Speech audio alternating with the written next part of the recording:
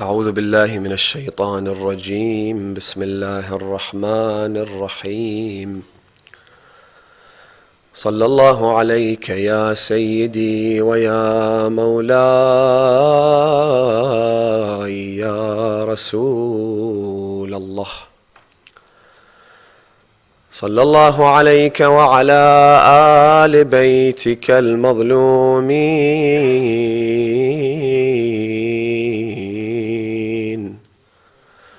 الغر الميامين.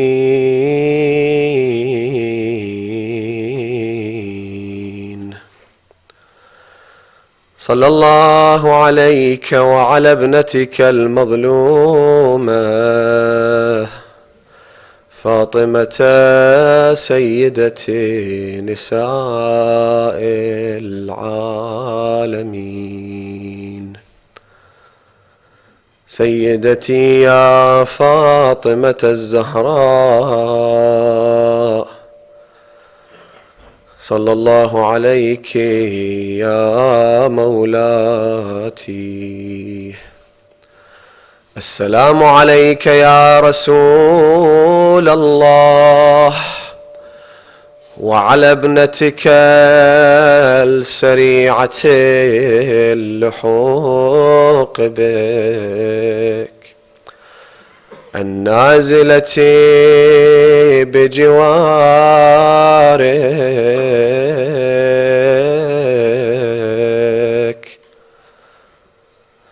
لعن الله الظالمين لكم من الأولين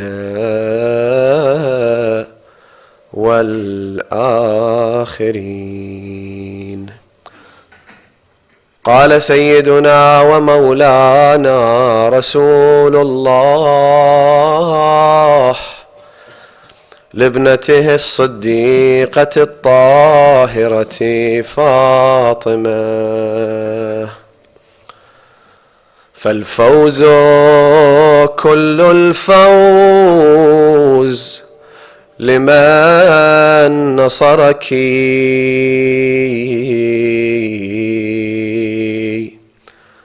والذل والخزي لمن خذلك. صدق مولانا وسيدنا وحبيبنا رسول الله صلى الله عليه وآله وسلم. اللهم صل على محمد.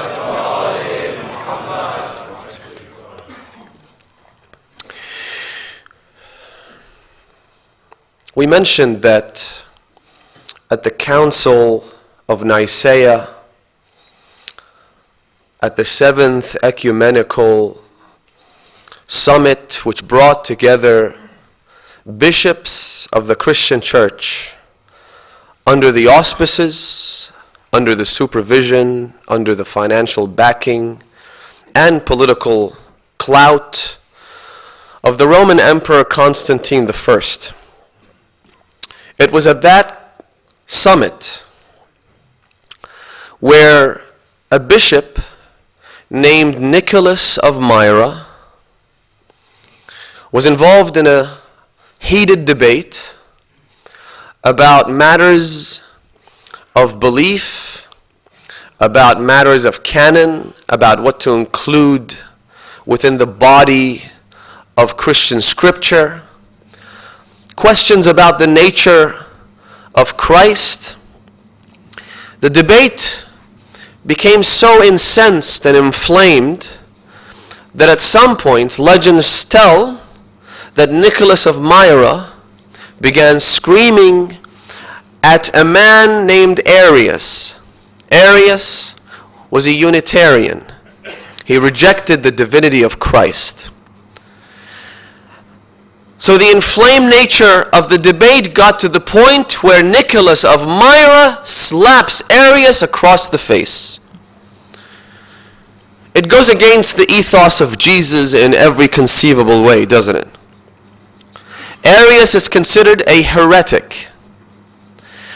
And the historical accuracy or credibility of these reports are as good as any 2,000-year-old piece of history at the end of the day, when it comes to the most fundamental questions in the Christian faith, it seems that the best case scenario is that we end up with various denominations disagreeing on those fundamental questions. The worst case scenario is that we have conflict and we have wars and we have bloodshed as a result of those differences. Right?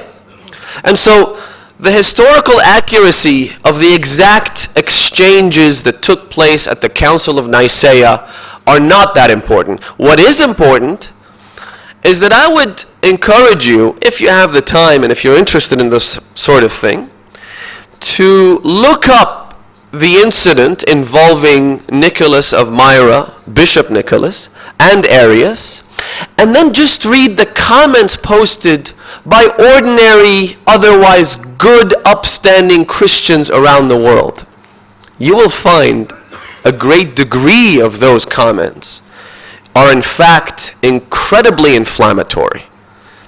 We're talking about people who condemn Arius to the fires of hell, and therefore you'll see comments like, if he wasn't slapped in this world, then he sure as hell is being slapped in the next world, and things of that nature. And I think this is perhaps more interesting, it's more telling than the exact details of that encounter which involved Nicholas of Myra. Remember, who is Nicholas of Myra? He is in fact Saint Nicholas, shortened to Santa Claus.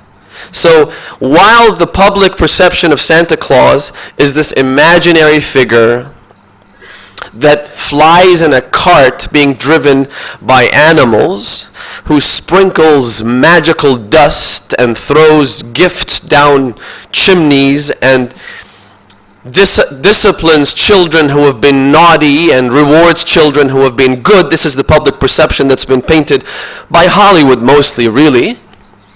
The truth of the matter is that there was a great degree of hatred, animosity, of conflict within the Council of Nicaea.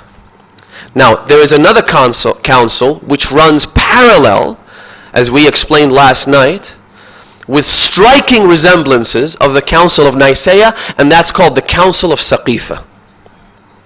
At the Council of Saqifa, history repeats itself. How? Don't take my word for it. Go read Sahih al-Bukhari, the single, most authentic, cardinal collection of hadith within a school of thought that encompasses no less than 70% of Muslims around the world.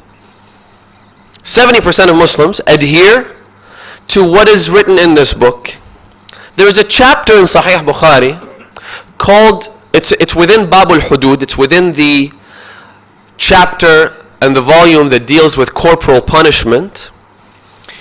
And there is a sub-chapter in there called Bab Rajm al-Habla, the book of stoning pregnant women. Now, set aside the fact that this title in itself is incredibly disturbing and problematic, whether there should even be a debate as to a pregnant woman being subjected to stoning or not, I mean, that is another discussion for another day. But in that chapter, the second Khalifa is quoted as someone approaches him and he says to him that there is a movement taking place at the moment which says that as soon as the second Khalifa is dead, we will revert back to the Council of Saqifa. We will do exactly what was done in that council. We won't wait for him to appoint a successor for himself, because one of the anomalies that these brothers and sisters of ours, I really feel sorry for them sometimes. There are anomalies, there are conundrums, there are questions that they simply cannot get to terms with. And so, of course, they're brushed aside and they're ignored and they're not made the subject of a great degree of scrutiny, because you'll open a can of worms is what you'll do. So, one of the conundrums is this.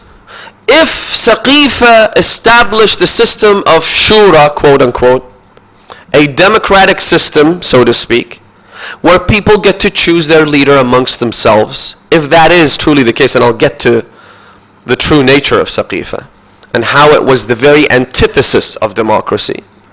But if that is the case, then how come we have the first Khalifa then appointing, not letting people choose their own leader, but appointing his successor? And then the second Khalifa also making an appointment, except doing it in a rather novel way. So instead of appointing a single individual, he appoints a council of 6 people who are then commanded to select someone from amongst themselves to be the Khalifa. In other words, it's another form of appointment. And so they come to the second Khalifa and say, there's a growing movement that says, well, we need to revert back to the system established by the founding fathers. We can't let you appoint anyone. We can't let you select a group of 6 elders who are going to choose someone amongst themselves. That doesn't make it goes contrary to what was established at the Council of Saqifa. So as soon as he hears this, he says, As-salatu jama'ah. I have an announcement to make. There's a press conference. The president has called for it. Everybody needs to listen to this important announcement. So he goes on the minbar. He was sick. He was almost debilitated. And yet he says, this is an announcement that I have to make before I die. This is important. What is it? He gets up on the minbar and he says the following. Again, Sahih al-Bukhari, as shocking as that may be, it's there. Look it up. He gets up and he says, Ayyuhan nas, listen to me very carefully. What happened in Saqifa was a fluke. It was a happy accident. It was something that wasn't really planned. We didn't really put a lot of thought into it. We never think that far ahead. We tried it. It worked. Somehow we got lucky. It was a fluke. He calls it falta. Falta in the Arabic language is something that was never meant to work, and yet somehow it does. It's like, imagine if you have like a friend or a family member who is not that well off, he's not educated, he's living on the street, he's on drugs, he's in trouble every other day, he gets imprisoned, he's got issues with the law, he's wanted by the tax man, he's got all these problems. Then one day you get a phone call from him and he tells you that I've been selected as the President of the United States of America. That's what we call a fluke, a happy accident. Something that simply does not make sense. It shouldn't happen under ordinary circumstances. You'd have to move heaven and earth for something like this to materialize. This is what we call falta in the Arabic language. So the second Khalifa says, listen carefully. What happened in Saqifa was a falta. It was a fluke of nature. وَمَنْ وَقَاللَّهُ الْمُسْلِمِينَ شَرَّهَا. He elaborates even further. He says that fluke of nature, that happy accident, was so risky that it should have destroyed everything that had been built. It should have. That's how risky it was. That's how dangerous. We were playing with fire. However, وَقَاللَّهُ الْمُسْلِمِينَ شَرَّهَا. God somehow miraculously stepped in and He protected Islam from the consequences of Saqifa. Then He says, وَمَنْ عَادَ إِلَيْهَا. And if anyone ever thinks, so much as considers the idea of going back to what we did at the Saqifa, فَاقْتُلُوهُ. He should be executed. It's a fluke. It was meant to destroy the entire religion. If anyone does it, they should be killed right away. Then why did you do it? Explain that to me. Why did you do it? In fact, those people who tell you that there was shura, they live in La La Land is where they live, right? They don't know what happened. They haven't even read Bukhari. They haven't read Sahih Muslim. They haven't read any of these credible historical references for them to realize just what happened there. it was such a farcical scene that it would make a grieving mother start laughing out loud. That's how comical the whole thing was. You have a bunch of people. You have the Muhajirun and the Ansar, right? Muhajirun basically led by the first and the second. Ansar are split into two groups. You have the Aus and you have the Khazraj, right? The Khazraj were led by Sa'd ibn Ubadah. The Aus, while they had disagreements with the opposing side, with the other team, so to speak, with the Muhajirun, but at the same time, they had their own internal competition with the Khazraj. And so they were out trying to find the perfect opportunity to get a slice of the cake, right? Whatever that was. If not the Khilafah, then at least, a couple of cabinet positions or something like that. And so then the second Khalifa goes on to explain just what a farcical scene the Council of Saqifa was. He says that we began debating.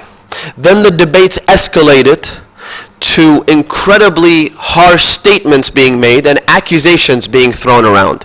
Then the accusations escalated to a physical fight. There was literally a fist fight as they were trying to select the Khalifa of the Prophet. The Prophet's body wasn't even cold yet. The Prophet never had a funeral, right?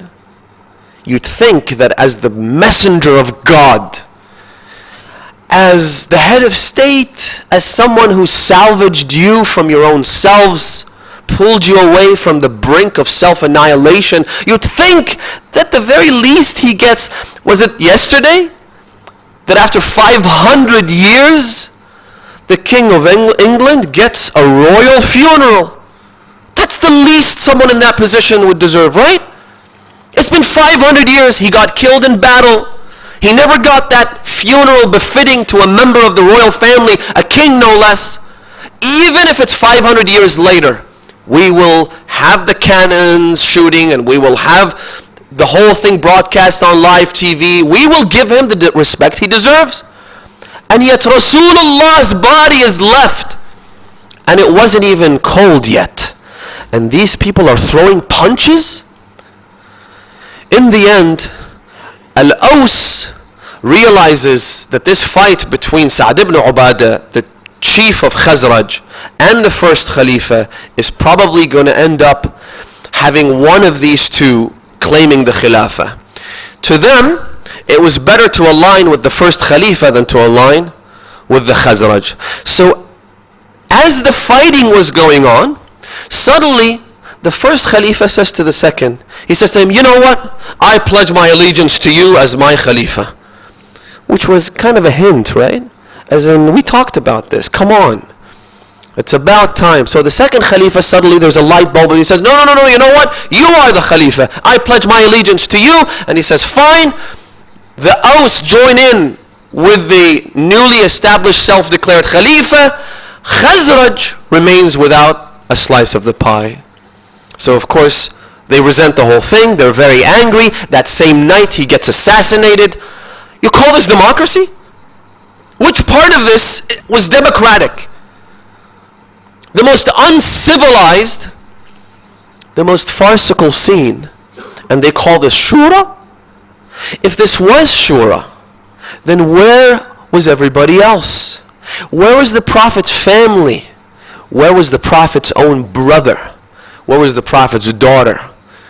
Where were the other tribes?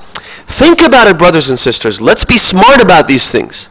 You have an empire that stretches from the north of the Arabian Peninsula all the way to Yemen. And then suddenly you've got a couple of tribes and a couple of notable characters getting together under the shade in the Council of Saqifa, throwing punches, killing each other, assassinating one another, and then you call that democratic?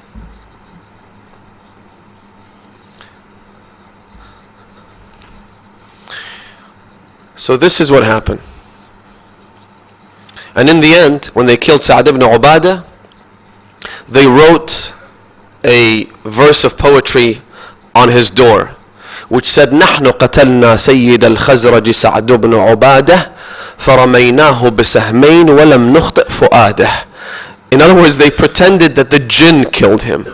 It wasn't us, it was these mysterious ghosts that came, and they threw an arrow which shot him straight through the heart, and he died as a result of that. Of natural causes, of course, of a heart attack. This was Saqifa. Brothers and sisters, Fatimah al-Zahra, when she's on her deathbed, she receives the women and the wives of the Muhajirin and the Ansar. Because remember, at some point, at some juncture in these very tragic episodes, they realized what a big mistake they had committed.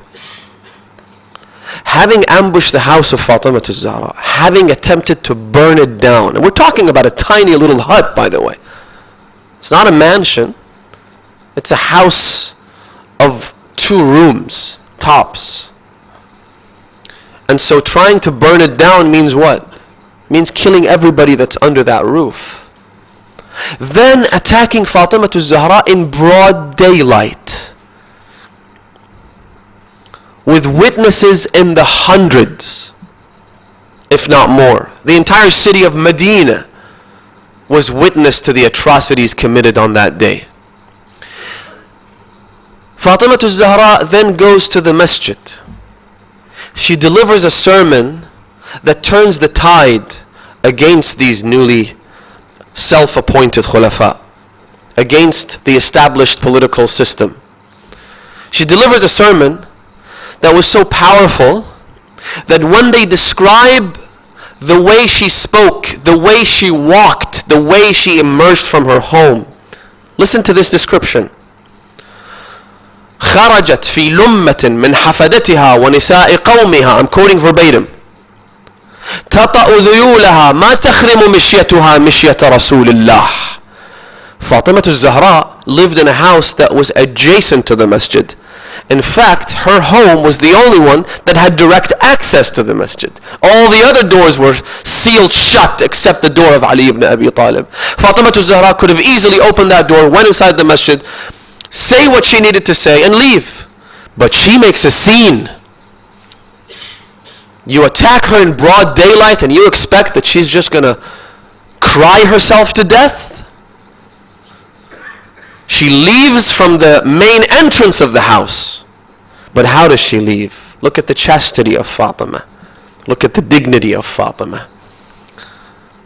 لافت خمارها واشتملت بجلبابها.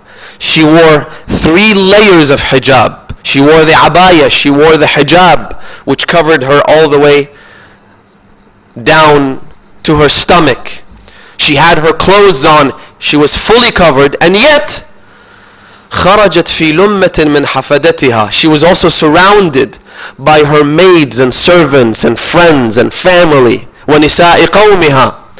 She walked such that the tail of her dress was dragging on the ground. ما تخرم مشيتها مشية رسول الله. She reminded people of her father Rasulullah even in the way she walked. How could that be? I don't know. Everyone remembered the Prophet of Allah. She goes inside the masjid. She places a curtain between her and the audience. She then sits down. فأنت أنه. She let a sigh of agony and grief. أجهش القوم لها بالبكاء. That sigh alone, Fatimah al-Zahra didn't have to say what happened to her. She didn't have to explain anything. She didn't have to say that they broke my ribs. She didn't have to say that they killed my son. She didn't have to say that they dragged my husband with a rope around his neck. She didn't have to say those things because they had seen it all. Instead, all she does, this is Fatima, all she does is let that sigh of grief come out. The entire audience bursts into tears. أجهش القوم لها بالبكاء. Then she begins to deliver that sermon which Al-Ayyame Sayyid Sharaf ad-Din, may Allah bless him, the author of Muraja'at, the one whose efforts led to the Shia faith being officially recognized by the head Imam of the Al-Azhar in Egypt. Sayyid Abdul Hussein Sharafuddin says in his book, he says that after the Quran, he quotes a hadith by Imam al-Sadiq, he says, after the Quran, we teach our children the Fadakiyya sermon. Because what that sermon is it distills Islam in its entirety in a few pages, in a few passages. It summarizes the entire long series of revelations, divine revelations, into a single sermon. Alhamdulillahi ala ma an'am wa lahu ash-shukru ala ma alham wa ath-thana'u bima qaddam min umum ni'am ibtada'aha wa subugh ala'in asdaha wa tamam minan wa alaha jamma 'an al-ihsa'i 'adaduha wa na'a 'an al-jaza'i amaduha wa tafawata 'an al-idraki abaduha. Unbelievable words. She starts off by thanking Allah. Fatimah al-Zahra was bereaved, but instead of talking about her own tragedies, she says, "Oh Allah, you have given me so much, I can't even begin to thank you." Next time when something goes wrong in your life, when your wishes aren't fulfilled, when your desires aren't met, remember the tragedies of Fatima and how she thanks Allah for a good, sizable portion of her sermon. Then she sends her praise upon her Prophet, upon her father Rasulullah. In other words, Fatima al-Zahra is saying to them, after all that my father did for you, this is how you treat his children.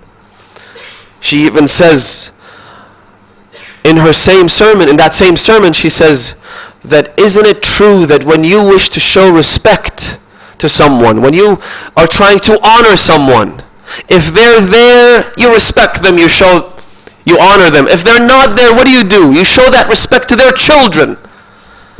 أَلَمْ يَقُلْ رَسُولُ اللَّهِ يُحْفَظُ الْمَرْءُ فِي وَلْدِهِ. It's a no-brainer. And yet the Prophet has emphasized it. He said, take care of my family. Show respect to my family. قُلْ لَا أَسْأَلُكُمْ عَلَيْهِ أَجْرًا إِلَّا الْمَوَدَّةَ فِي الْقُرْبَى. That's all he asked you in exchange for every effort that he put. All he says I want from you is to love my family. And what's not to love about my family? What's not to love? What's not to love about Fatima? What's not to love about Hassan, Hussein, Ali? What is wrong with you people? What is this hate that's consumed you? قال رسول الله يحفظ المرء في ولده. And this is what you do to me. What's amazing is this, by the way, Fatima al-Zahra in the entire sermon does not even allude, there's not even a hint to the tragedies that she personally suffered from. Not a word. What is Fatima's tragedy? It is the fact that they removed the textbook from the teacher. It is the fact that they outcast Ali ibn Abi Talib. And then she says, in the sermon that she delivers to the women of Muhajirin and Ansar when they come to visit her as she lay in her deathbed, she says, سَيَعْلَمُ التَّالُونَ غِبَّ مَا أَسَّسَ الْأَوَّلُونَ. Those who will come later will fully appreciate what their predecessors did. أما لعمري لقد لقحت فريثما تنتج ثم احتلبوا ملء القعب دما عبيطا ورعافا مبيدا. She says, you've impregnated this cow. She uses a metaphor that they can understand. When someone becomes pregnant, they can never go back to being not pregnant. It's a biological change that happens at the very core of the individual. She says, this cow has just been impregnated. Now all you can do is wait until it gives birth. That's when there is milk in its breasts. And instead of milk, you will get fresh blood that will fill the bucket until it overflows. And then you will see the days where tyrants will come in quick succession, one after the other. They will kill your men, they will enslave your women, they will steal your wealth, they will destroy your countries. A prophecy of the most exquisite, albeit tragic form. She says, you will have to suffer the consequences of the actions perpetrated on this day, on this Black Thursday. Not for one day, not for 2 days, not for a year, not just for the duration of the first Khalifa or the second Khalifa, but until Allah subhanahu wa ta'ala steps in. Until God decides to cleanse this earth from oppression and injustice and fill it with justice. Until divine intervention, you'll have to suffer. And it's your own doing. Here's what you've done. Fatimah al-Zahra, in that same sermon, she uses another beautiful metaphor. She says, you know what you've done? You've taken this bird, you've cut off its wings, and you've thrown it from the top of a building so that it would fly using only its tail. Can a bird fly with a tail? You take away the wings and you say, oh, but it's got a tail, it has feathers, it's got a beak. She says it's like taking a mule, a horse, and instead of putting the load on the back of the horse, you put it on its tail. Can it carry this load? Amir al-Mu'mineen himself, these are beautiful descriptions, by the way, which have profound insights and meanings. In his famous Shaqshaqiyya sermon, the Imam says, أما والله لقد تقمصها ابن أبي قحافة وإنه ليعلم أن محلي منها محل القطب من الرحى ينحدر عني السيل ولا يرقى إلي الطير. He says that he uses the word تقمص. قميص in the Arabic language means shirt.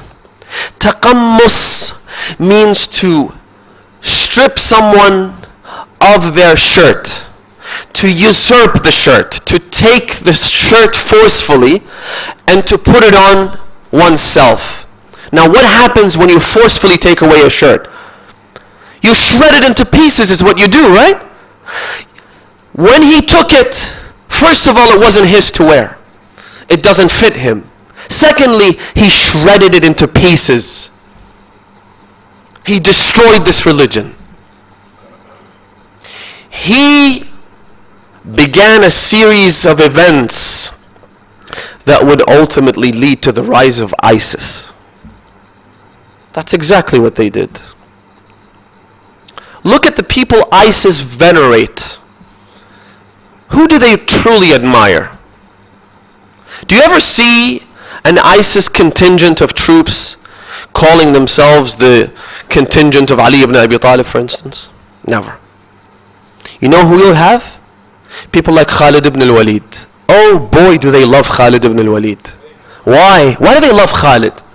Of all the other companions, there were some pretty shady companions as well. They could have gone for them. Why Khalid? I'll tell you why.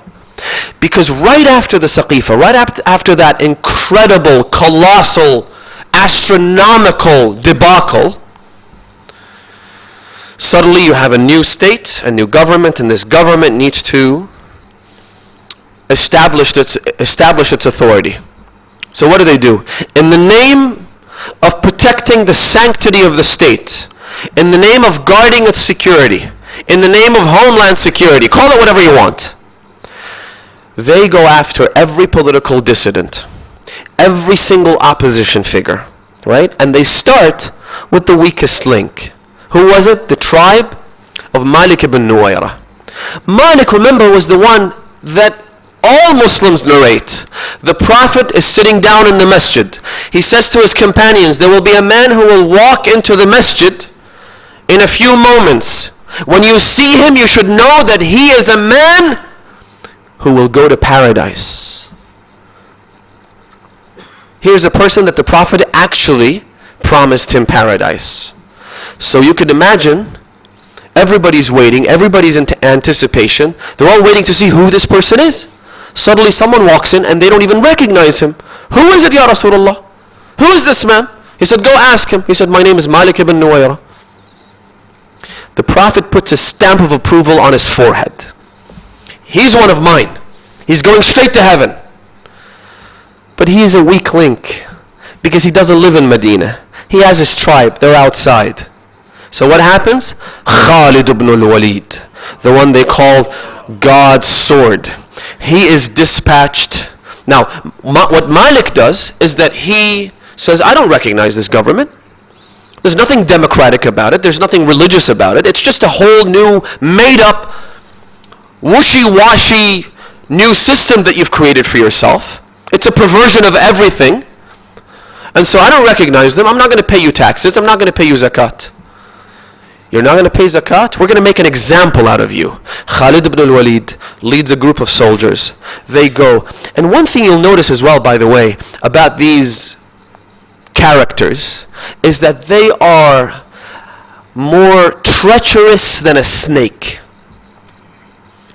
They're more treacherous than a snake. Had they had a little bit of bravery, a little bit of courage, there'd be room for us to try and accommodate, but absolutely not. God's sword ends up arriving there when it's nighttime. So they don't recognize who he is. He says to Malik ibn Nuwayra that I'm here and I've got my friends and I've got these people and we'd like you to be our host. Do you have any food? Do you have any tents? A place we could rest? Malik ibn Nuwayra becomes their gracious host, offering them food, shelter.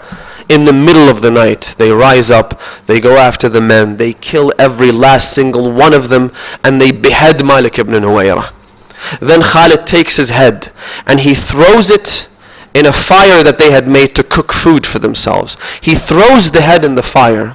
So next time somebody asks you, is there people or bodies, whether dead or alive, which are burnt in the history of Islam? Is the practice that we see Daesh and ISIS doing, is there any root, is there any sort of history to that? Is there any precedent to that? Well, the answer is Khalid ibn al-Walid. He takes the head, the sacred head of this innocent man, throws it into the fire. Now, they narrate that by the morning, Khalid spends the entire night violating the wife of Malik ibn Nuwayra. He says, she is now my slave. When you hear Daesh taking slaves, whether it be from Christians or Yazidis or Shia or what have you, again, there is precedent.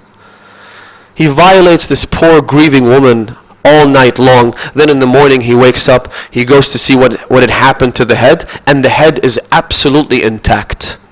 So his people say, hang on a second, did we just kill an innocent man? Did we kill someone who was truly special? You throw a piece of meat in a fire and it's going to burn immediately. There's a lot of fuel there, a lot of fat, nothing happened to the head. So Khalid, having realized what a mistake he'd made, he says to them, no, his hair is too thick. That's why it didn't burn. So this man then returns. He had killed all the men. He enslaves all the women, goes back to the city of Medina. They come to the first Khalifa and they say, do you know what this man just did? Killed Muslims, violated their wives, enslaved all the women.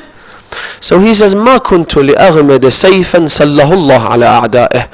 This man is God's unsheathed sword, and I am not someone who is going to sheathe him back. He made a mistake, sure. But you know what? Let's move on. Let's forgive and forget. It happens. It happens to the best of us, right? Suddenly, before you know it, you've killed a whole tribe and you've enslaved their women. It happens.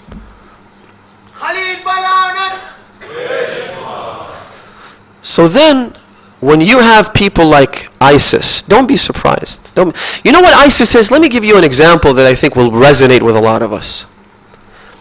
A caricature is defined as taking someone's picture, highlighting some of the more striking characteristics, widening the eyes, stretching the mouth, giving it a really bizarre color, right?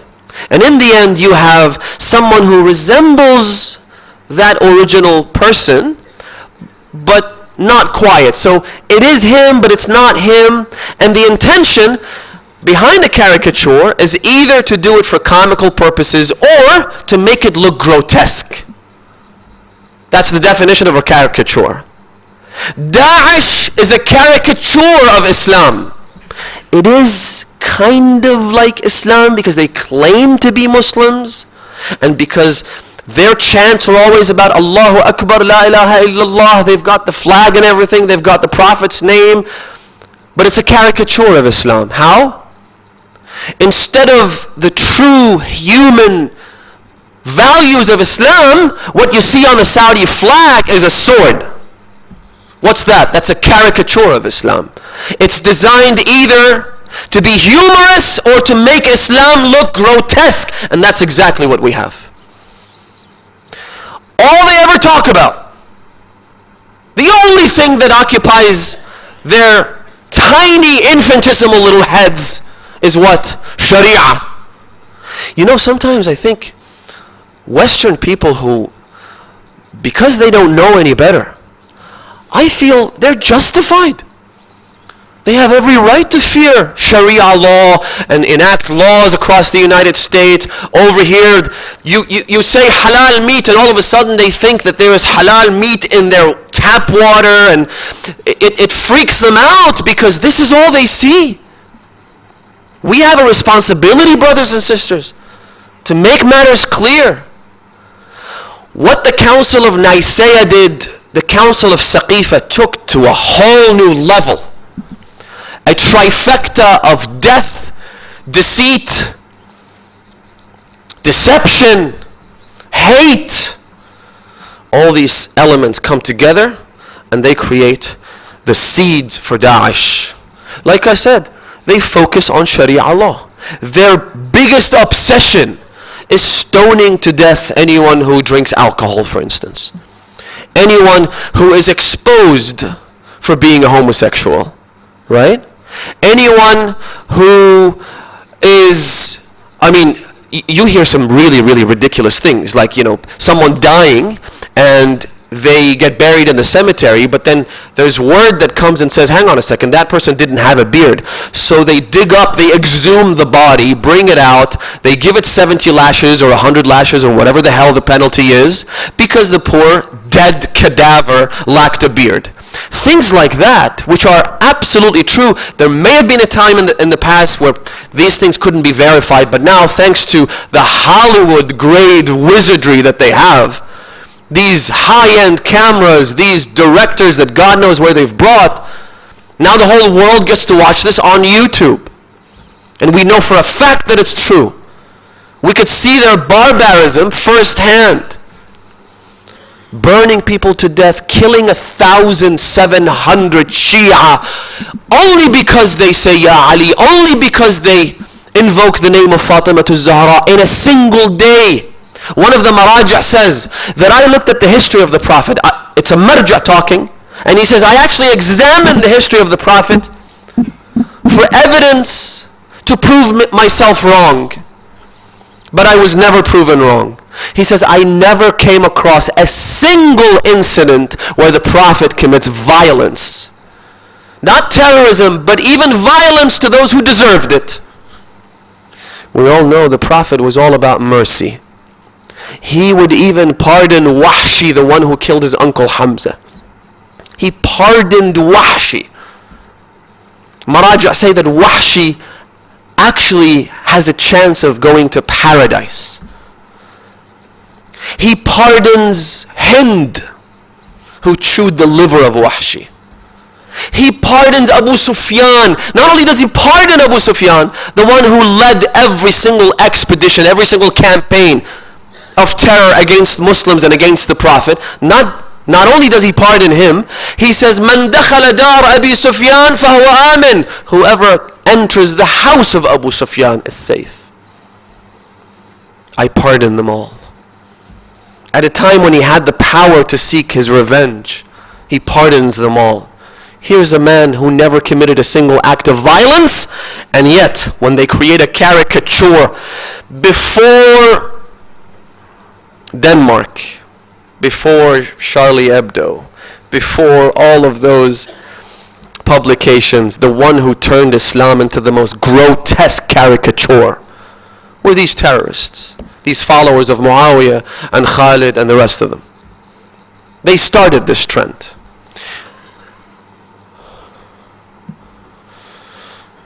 We're faced, brothers and sisters, with a situation where we have these atrocities being committed.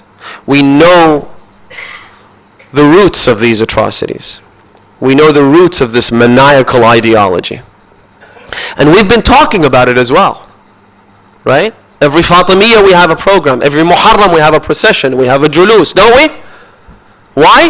A part of that is to tell the world that these people were not even human beings, they were animals. They started the campaign of death and destruction. They killed Fatimah Zahra. They killed the Prophet's own grandson, the Prophet's own daughter. They killed every last single one of our imams. None of them escaped the wrath, the hatred of these individuals and their leaders. Everyone was killed. You know when Imam Zayn al-Abidin realized that Imam al-Hussein had been killed? What happened? What is it that signaled the end of his father, Abu Abdullah al-Hussein? When he overheard the cries, Allahu Akbar! لَقَدْ قَتَلْنَا الْحُسَيْنِ. In God's name we have killed the Prophet's grandson. You see where I'm coming from? The Daesh ideology has its roots firmly planted in the council of Saqifa. And that's why Fatimah Zahra warns about the consequences, it says, and says that it's going to happen. So what we've been doing all along is try to explain to the world that this is who these people are, this is who we are. That is a caricature. We are the real thing. Not us per se, but our leaders, the Ahlul Bayt, Imam Hussein, Fatimah Zahra, Imam al-Hasan, Imam al-Ridha, Imam al-Jaw, all these imams, they are the real thing and no one else. Everybody else is a counterfeit. Everybody else is a fraud. We've been telling the world. Unfortunately, for the most part, the world couldn't care. Why? Because they looked at this as an internal conflict, as a fight between the Sunni and the Shia, always framing it like that in very sectarian, in a sectarian vernacular. They've always looked at it like that. In fact, there are people out there, like the former official who appears on Channel 4 here in the UK, and he says, you know what, while they were fighting each other, it was the best thing for us. And we should try and get them to continue to fight amongst each other. He actually said that out loud. Right? So this is how the world looked at it. Like this internal problem that they've had. It's got ancient roots and there's nothing we can do about it. The problem is, we've been trying to tell the world for a long time that this vicious nature is not going to confine itself to us. Yes, we've been victimized by this for centuries. But like a fire, you're trying to burn one thing, but you'll burn the entire building down. Before you know it, Daesh ideology has taken over the entire world. Before you know it, people are packing from here, going over there to fight with them, thinking this is some utopian paradise that they've created for them. Before you know it, the entire world is dragged into this quagmire. Wake up is what we've been trying to tell the world. Wake up and let's address this. Let's address its historical roots. Let's address its ideological dimensions. Let's try and fix this. Let's present a better example. If we presented Fatimah Zahra to 15 and 16-year-old girls living here in the UK, you think any one of them would be stupid enough to go and fight with Daesh? If they knew who Fatimah was. Fatimah, the one who prays all night long, and then she's seen supplicating and praying to God for the welfare of her neighbors. Imam al-Hasan, oh mother, why don't you pray for us? She says, Bunay al-jar thumma ad-dar. The neighbors come before us. Neighbors come before my own children. Let me tell you the story and move on. One day, there's a man, it's one of my favorite stories of the Imam, and it's mentioned in Sahih Muslim, verbatim, exactly as I'm narrating it now, right now, with one tiny little detail taken out. The names of the people involved. One day Amir al-Mu'mineen is in the masjid, and so are other Muslims and companions. The Prophet is also there. Suddenly a man walks into the mosque, and he says, I am hungry, I am lonely, I'm a stranger in this town. Is there anyone who would be generous enough to invite me to his house? So everyone's looking like this, thinking, he's not talking to me. Must have been a famine of some kind, must have been difficult times. So the Prophet looks at Amir al-Mu'mineen. He says to him, can you take him to your home? He says, absolutely, of course, Ya Rasulullah. It'd be my honor. Now the Imam knows what's going on inside his home. The Imam was probably starving himself. The Prophet is starving himself. But you know what? We have a guest. He takes the man, the stranger, to his home. He enters, and it's evening time, it's in the night time. He enters, the Imam quickly goes up to Fatimah az-Zahra, his wife, and he says, Ya al-Hasanayn, do we have any food we can give to this stranger who's asked us to come into our home and to eat from our food? Fatimah az-Zahra says, I only have one portion. There's only enough food for maybe Hassan and Hussein and Zainab. Maybe a couple of children can eat from this, but that's all I have. Imam Ali said, you know what, bring me that portion. What does he do? Listen carefully. Again, it's on Sahih Muslim. The Imam says to his wife Fatimah az-Zahra, take the kids, put them to bed. I know they're hungry, but when they're asleep they can't feel it. Fatimah az-Zahra takes Imam al-Hassan and Imam al-Hussein and Zainab and Kulthum. Let's go to bed, honey. Let's go. Let me tell you a bedtime story, occupying them so that they don't ask for food. Then Imam Ali, there's a lantern in the house. He goes and switches it off. He turns the lantern off. Up until this point, we don't know what's going on. Why would the Imam have to turn off the lantern? He then brings two bowls, two plates. He puts the one with the food in front of his guest, and he puts an empty plate in front of him. Having turned off the light, the guest can't see that Ali ibn Abi Talib doesn't actually have food. He's only pretending to eat. Because had he seen the empty plate, Arabs have this tradition whereby the host and the guest, they sit together and eat. So the Imam had to be there. But had the guest seen that his host doesn't have food, he would never have touched the food. So the Imam turns off the lantern, he sits down, he begins to pretend eating while his guest is having his food. Suddenly there's a knock on the door. The Imam goes, he opens the door, it's the Messenger of Allah, it's Rasulullah. The Imam says, welcome, O Messenger of Allah. He said to him, Oh Ali, I have a question. What is going on in this house? He said, why? He said, because I just received divine revelation about what is happening here. Allah subhanahu wa ta'ala just revealed this verse to me. وَيُطْعِمُونَ الطَّعَامَ عَلَى حُبِّهِ مِسْكِينًا وَيَتِيمًا وَأَسِيرًا.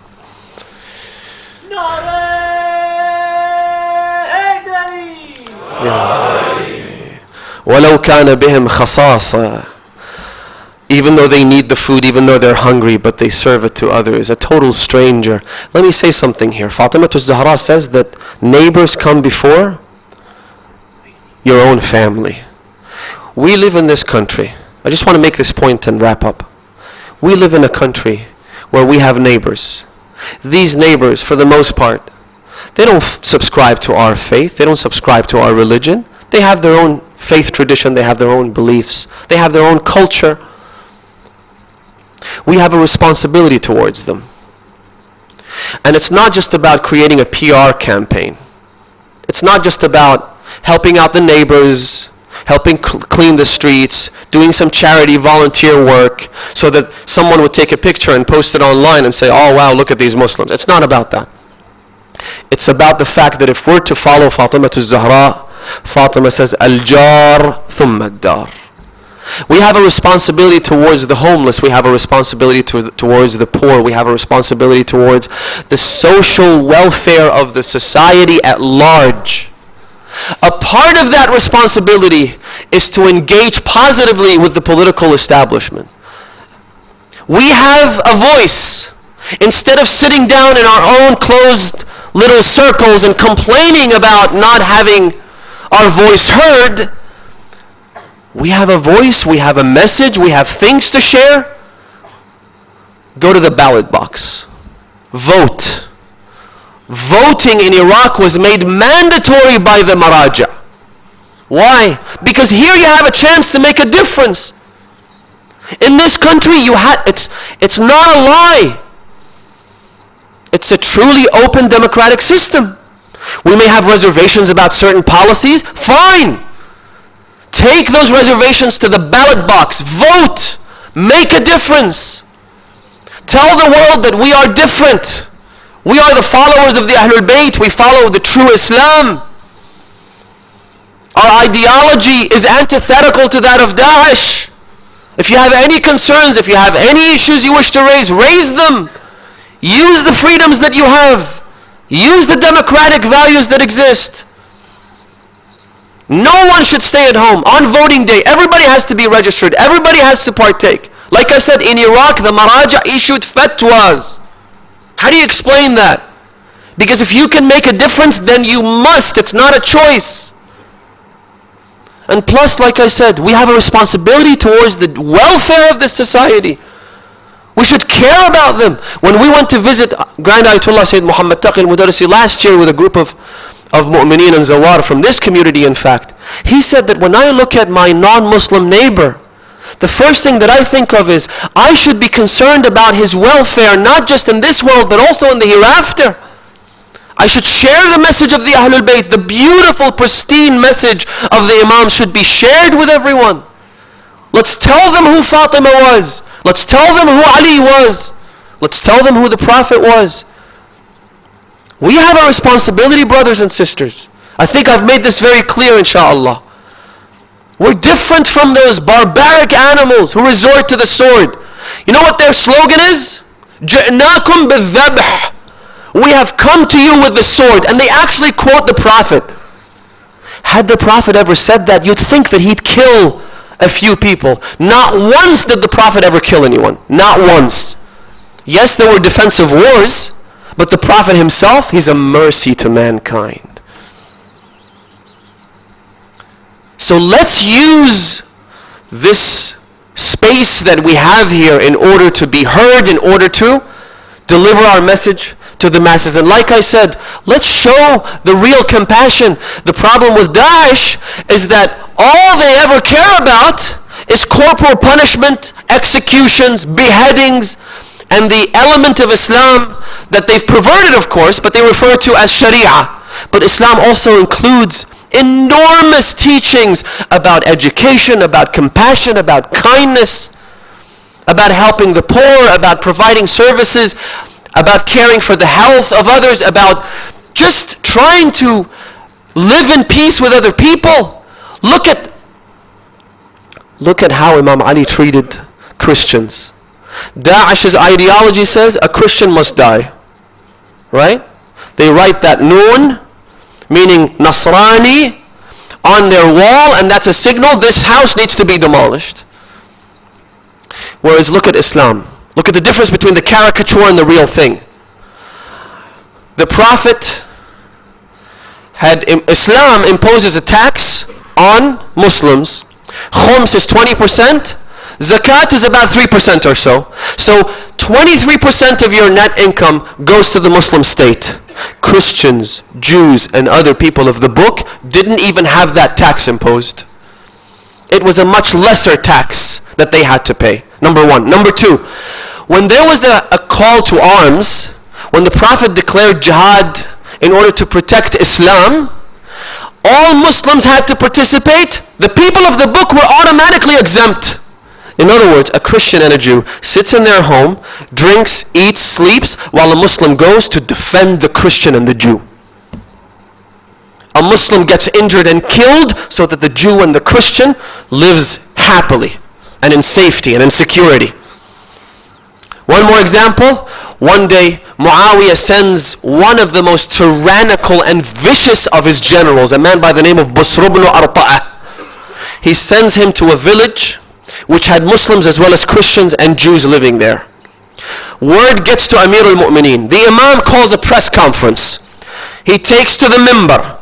He delivers a sermon. In it he says, لَقَدْ بَلَغَنِي, I have heard that this tyrant has gone into this village and he has threatened the Muslim as well as the Christian women. He has stolen their ankle bracelets and their necklaces. So when I heard he has threatened them, I thought he had killed every one of them. There was genocide. But no, there was no genocide. They stole their jewelry. A crime nonetheless, right? But not as big as killing them. The Imam says that having stolen the jewelry of the Muslim as well as the non-Muslim women, and they have nothing to defend themselves except to plead for mercy, he says. That's the only thing they could do. He says, فَلَوْ أَنَّ امْرِأً مُسْلِمًا, if a Muslim man hears of this travesty, of this tragedy, فَمَاتَ كَمَدًا, and dies of grief, مَا كَانَ عَنْدِي مَلُومًا, I wouldn't blame him. In fact, I would love him for that. In other words, let a Muslim man die because a Christian woman's jewelry was snatched from her. This is Islam. This is the fellowship of the Ahlul Bayt. Fatimah al-Zahra says we have to care about others.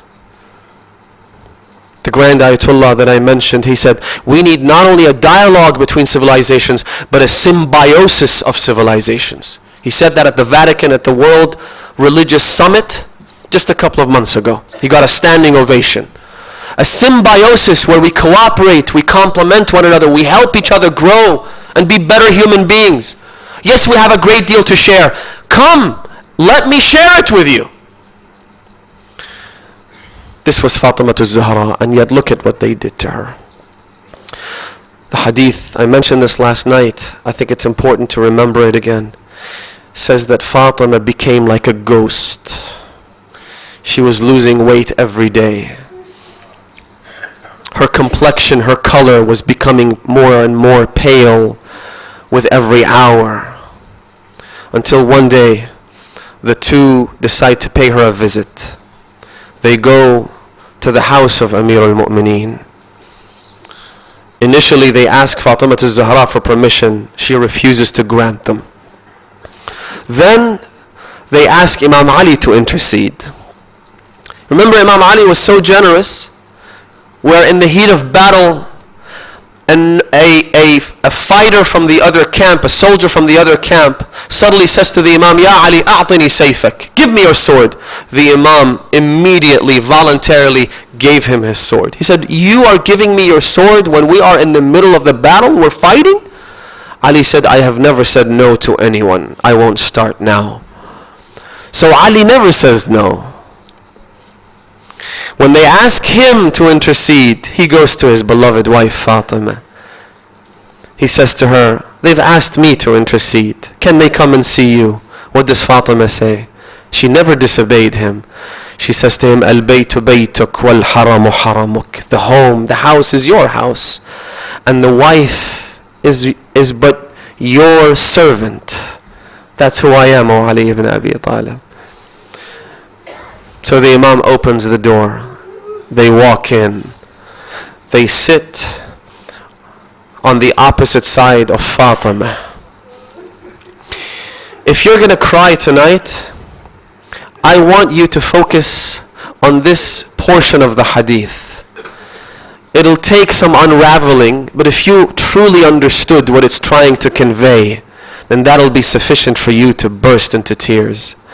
Fatima sees them sitting in front of her. She's lying on her bed. She calls Fidda. She says, "Oh Fidda, come, take my head and turn it to the other side." Fatima can no longer turn on her own.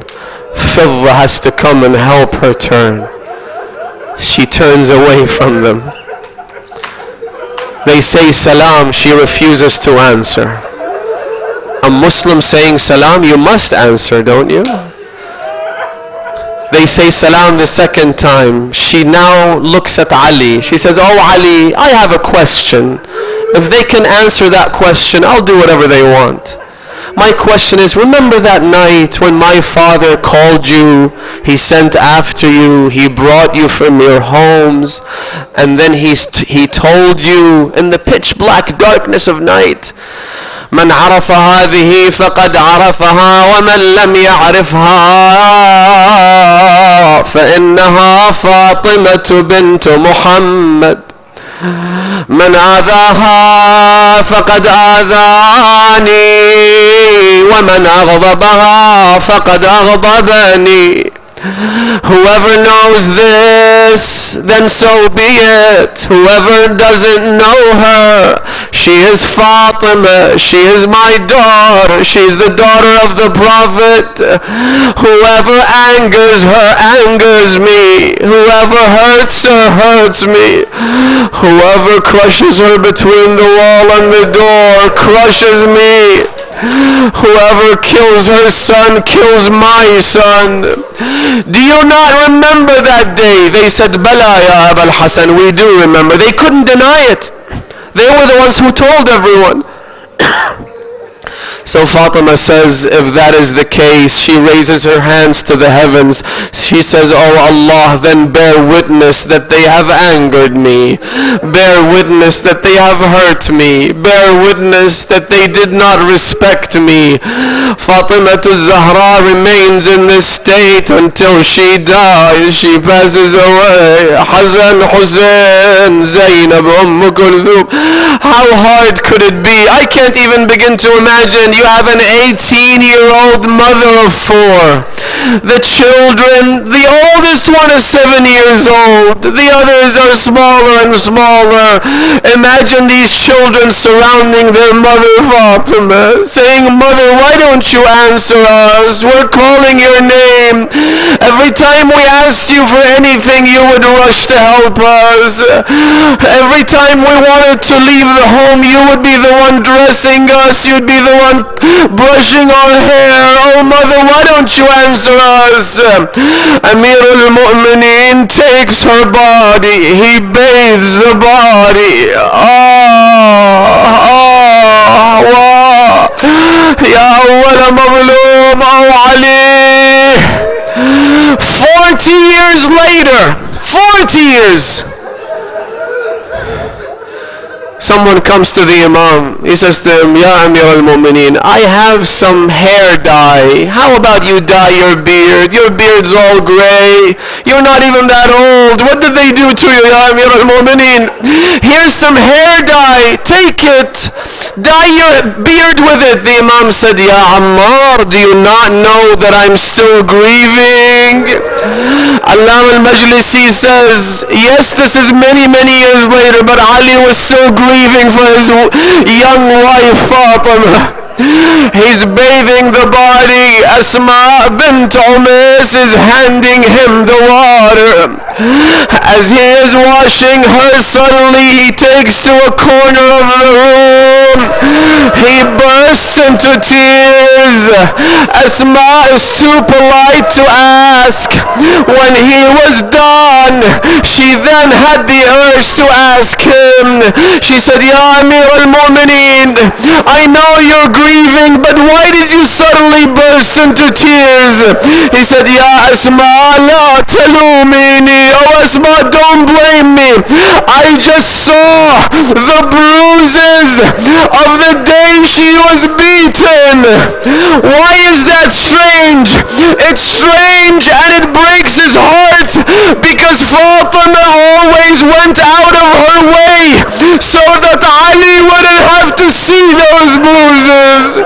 Always covered herself up, and now I see what they did to my sweetheart. Amir al-Mu'mineen then enshrouds Fatima. Listen to this. He enshrouds her, but before he is ready to wrap the shroud entirely, he then calls on the names of the orphans: Hassan, Hussein, Zainab, Kulthum, Fidda, Come, yes, Fidda, even you're a member of the family. Come. فقد حان وقت الوداع. This is the moment of farewell. This is the time to bid your goodbyes. Hassan jumps on his mother Fatima. Hussein grabs her feet. He's kissing the feet, the hadith says. Hassan says, "Well, Ummah, we've been orphaned. Where have you left us at this young age?" Hussein says, "Oh mother, our grandfather departed just a few months ago, and now you're going too. Why couldn't you stay with us? He's only 5 years old." Zainab is crying. Kulthum is crying. Imam al-Baqir says, he says at that point, أخرجت يديها من تحت الكفن. She embraced her children. وعانقتهما. Then a call was made to Ali. "Oh Ali, what is happening now has put the heavens into disarray. The angels are weeping. The damsels are crying. احملهما فقد والله أبكيا ملائكة السماء." Remove them. The heavens are in disarray. Ali ibn Abi Talib pushes the children away. It is in pitch black darkness that Fatima is to be buried. Why? Because she said to Ali, "ادفني ليلى ولا تشهد أحدا ممن ظلمني على جنازتي." Ali ibn Abi Talib takes the body of his wife, Hassan, Hussein, Ammar, Salman. It's only 7 people. Allahu Akbar. What a nation this is. A nation that abandons Fatima to be buried all alone. Fatima to Zahra's unmarked grave, brothers and sisters. It is a dark stain on the face of this ummah. It is a condemnation of this ummah. If you really loved Fatima, why is it that you don't know where she's buried? Ya Hujjat ibn al-Hasan, when will we get to go and visit her grave? Ya Imam al-Zaman, where is your young mother? Where is she buried? Amir al-Mu'mineen arrives at the location. When he lowers Fatima into her grave, he then begins to cry profusely. Ali ibn Abi Talib, who is the warrior on the battlefield, Ali, who is the one with the utmost patience, he then says to the Prophet, he looks towards his shrine, he says, "Ya Rasulullah, لقد قل عن صفيتك صبري. I have no more patience today. ورق عنها تجلدي. Ya Rasulullah, amma layli fasarmad. This night will be eternal for me. This grief will never cease." Then he says something that truly breaks the heart. He says, "Ya Rasulullah, when your daughter comes to you, فأحفها السؤال واستخبرها الحال." Insist that she tells you what your ummah did to her. Why do you have to insist? Because she never told me what they did to her. She cared too much about me. She never spoke a word. Ya Rasulullah, maybe she'll tell you something.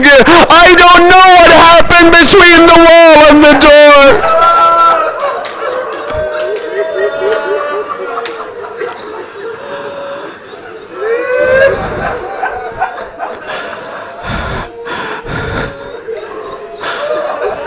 Imam Ali stays there. He recites verses of the Quran.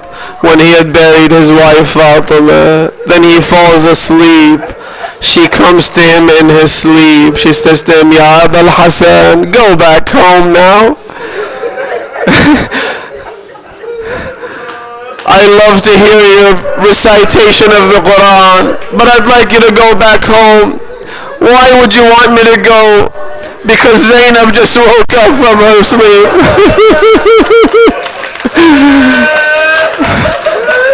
Zainab says, where is my mommy? My mother was young, she was healthy, she was okay. One day she's here, the next day she's gone. What happened to her? She's crying. Imam Ali goes back home. He opens the door. Zainab rushes to him. Father, mother is gone and so were you.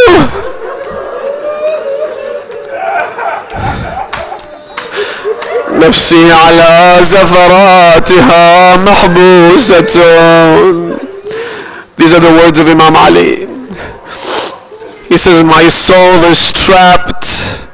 My soul is trapped within me. يا ليتها خرجت مع الزفرات. But I wish I were dead today and not have to bury my young wife with my own two hands. لا حول ولا قوة إلا بالله العلي العظيم. إنا لله وإنا إليه راجعون.